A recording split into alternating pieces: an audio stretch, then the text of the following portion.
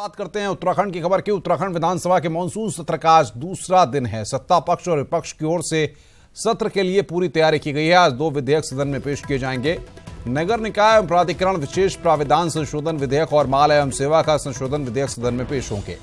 पहले दिन पेश किए गए दोनों विधेयकों पर चर्चा होगी और पारण भी होगा। गाय को राष्ट्रमाता घोषित किए जाने की मांग से जुड़ा संकल्प भी सदन में आएगा। राज्य बाल अधिकार संरक्षण आयोग की साल 2016-2017 की वार्षिक रिपोर्ट और लोक लेखा समिति की रिपोर्ट भी सभापति की ओर से सदन में प्रस्तुत की जाएगी। विधानसभा की कार्यवाही के बारे में बता रहे हैं न्यूज 18 संवाददाता मुकेश कुमार। विधानसभा के मानसून सत्र का आज दूसरा दिन है। कई महत्वपूर्ण प्रस्ताव आज सदन के भीतर लाए जाएंगे। 2 नए विधेयक सदन के पटल पर पेश किए जाने हैं। नगर निकाय एवं प्राधिकरण विशेष प्राविधान संशोधन विधेयक सदन के पटल पर रखा जाएगा। इसके अलावा माल एवं सेवा कर संशोधन विधेयक भी सदन के पटल पर लाया जाना है। पहले दिन मंगलवार को 2 विधेयक सदन के पटल पर रखे गए थे, उन पर चर्चा होगी, उसके बाद पारण होगा। एक बहुत महत्वपूर्ण संकल्प सदन के भीतर आज लाया जाना प्रस्तावित है। पशुपालन मंत्री की ओर से गाय को राष्ट्रमाता घोषित किए जाने से जुड़ा संकल्प सदन के पटल पर रखा जाएगा।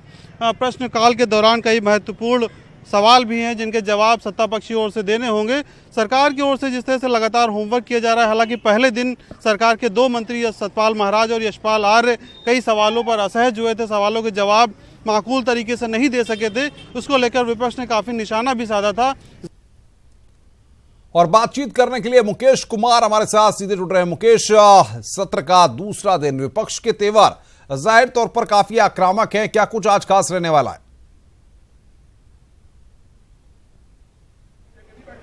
देखिए अनुपम, जिस तरह से विपक्ष ने पहले ही अपना रुख साफ कर दिया और कांग्रेस के कई विधायकों से अभी हमारी बात हुई, हालांकि अब वो सभी सदन के भीतर चले गए हैं। कानून व्यवस्था के मुद्दे पर आज वो नियम 310 के तहत चर्चा की मांग सदन में करेंगे। अब वो स्वीकार होता है या नहीं, ये सदन की कार्रवाई के दौरान पता चलेगा। 2 विधेयक सदन के पटल पर पेश किए जाएंगे, जिनका इसके अलावा कल 2 विधेयक जो सदन में रखे गए थे उन पर आज चर्चा होगी, पारण होगा। बाल अधिकार संरक्षण आयोग की साल 2016-17 की वार्षिक रिपोर्ट भी सदन में पेश की जाएगी। लोक लेखा समिति की रिपोर्ट सदन के पटल पर रखी जाएगी।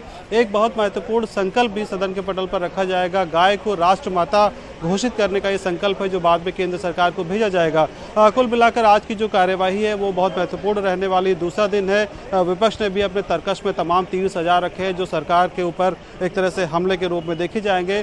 सत्ता पक्ष की ओर से भी होमवर्क पूरा किया गया है। विपक्ष के सवालों का जवाब देने के लिए कई तरीके से तैयारी की गई। हालांकि पहले दिन दोनों मंत्री सरकार के जिनके प्रश्न चल रहे थे, प्रश्नकाल के दौरान वो असहज हुए थे, कई सवालों के जवाब नहीं दे पाए थे। लेकिन आज सदन की कार्रवाई शुरू होगी तो सत्ता पक्ष की ओर से निश्चित तौर पर यह कोशिश की जाएगी कि विपक्ष के सवालों का सही तरीके से जवाब दिया जा सके।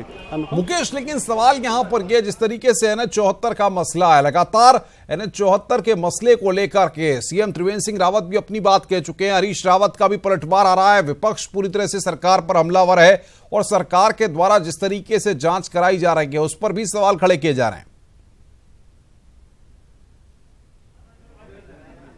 देखिए, निश्चित तौर पर NH-74 एक ऐसा बड़ा मसला है जिस पर मुख्यमंत्री ने शपथ लेते ही अगली कैबिनेट बैठक में बड़ा फैसला लिया था।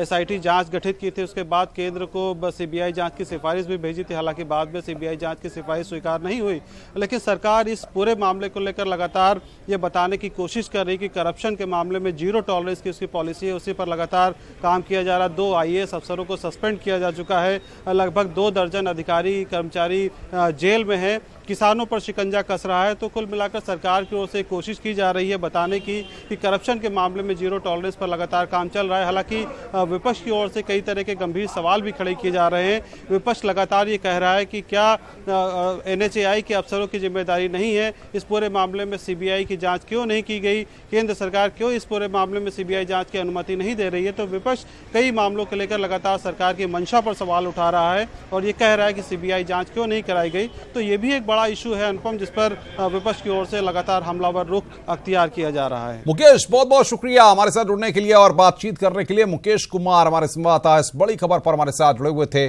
और अपडेट दे रहे थे।